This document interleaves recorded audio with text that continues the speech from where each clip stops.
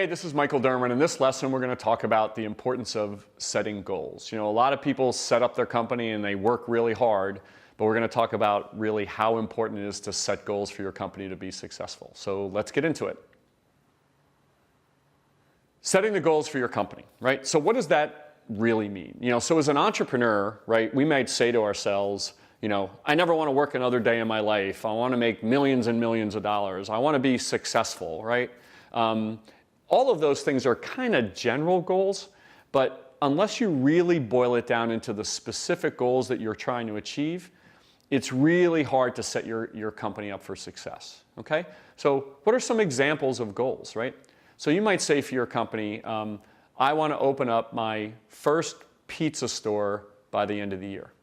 You might say, I want to have 10% market share of a particular market, right? But think about those goals. What do they all have in common, right? They're specific. They're not general like, hey, I want to be successful, right? They're also, you look at some metric or measure, right, which tells you how you're actually going to determine how you're doing, right? So if we said, hey, we want to have great brand presence, right? That's different from saying we want to achieve 10% market share, okay? So you really want these goals to be very specific and measurable as opposed to kind of general and amorphous, okay? And when you set these goals, here's kind of a rule of thumb when you set them. They shouldn't be easy and they shouldn't be impossible, okay? They should be doable but hard, right? They should force you to stretch yourself, okay? We don't want goals that we're going to just be able to show up and be able to achieve, and we don't want goals that are so unrealistic that we're not going to be able to get them done, okay? Make them specific, make them measurable, right? And challenge yourself to do them, okay? Next is, whenever you're developing goals, don't do it on your own. Involve your team. It's one thing to go to a whole bunch of people in a fitness class and say to everybody, we expect you all to get 30 people into every one of your fitness classes.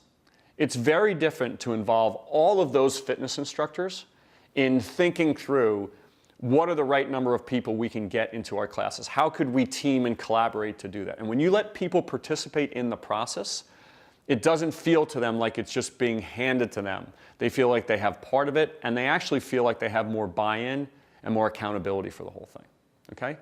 Next is aligning goals, right? What goals really do is they really help you align the priorities of the company, okay? So I'll give you an example. Take Facebook, right? If Facebook set out and said, our goal is to make $1 billion, right? They might have charged you day one for setting up a Facebook account. I know that seems ridiculous, right? But they might have said everyone's going to pay a penny, right, to set up a Facebook account. But that wasn't their goal, right? Their goal was to get market share and to get to a certain number of users because they knew that if they achieved that goal, they would achieve their financial goals. So think about that. Somebody might charge you for something, somebody might give something away for free just to achieve a different goal. So what setting goals does is it actually tells you how do you set your priorities, how do you go about aligning your scarce resources, which may just be you, right, to aligning to the goals that you've decided to set up for your company. So let's say it's great. You've spent time. It might be by yourself. It might be with your team. You've set really good goals, right? You want to get 10% market share. You want to open up your first store. You want to launch your first jewelry line by March. You've done all that, but you're busy all day long. How do you make sure that you're staying on track, right? Or if you're off track from those goals, how do you adjust? So it's really important to create processes to track those goals, right? So first is just create a regular process. You know, what does that mean? That might mean the weekly meeting at 10 a.m. every Monday morning. You're going to sit down and go, okay, me, or okay, team, right?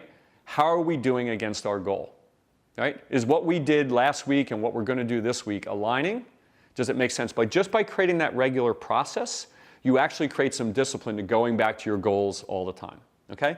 Next is try to create some kind of dashboard. You know, that one place where everybody can look to see how you're doing. You know, if you've ever looked at a big call center that takes like customer service calls, you'll see these big screens up on the wall that say, 100 calls taken and 95 resolved properly or 92 answered within 30 seconds. And they are literally in these huge billboards, right, up in call centers.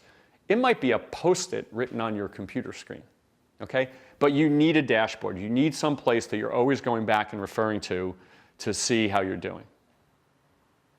So when you think about setting those goals that are specific and measurable and that are somewhat attainable but will push you, right? And getting your team involved, right? And aligning your resources to those goals, you can see why they're so important in keeping you on track, especially when you have limited resources as a small company.